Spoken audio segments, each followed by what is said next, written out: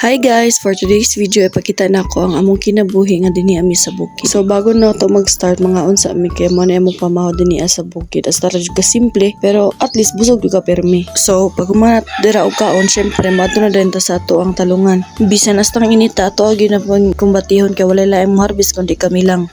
Swerte ko sa akong mga ginikanan kay gipadako min laging ani ang kinabuhi. Nga dili lalim nga mga nabuhi og mag-uuma lamang. Pero unsaon ta man wala mong gitakaw man og eskwela tungod sa kalisod sa kinabuhi mao nang kamo diha nga nag-eskwela pa paningkamot mo kay lisod kaayo ang mga nabuhi nga mag-uuma. So sa makita ninyo guys, ana jud dako ang among harbisan, dili lang kay kana napagid sa pikas. Tulumi ka buok ang magharbis karon ako si mama ug manghod. Kay igo na lang mugud minangapas ani sa kumang kay nangadlawon si mama og pangharbis din ha amo nang unsi na lang katudling among manunon.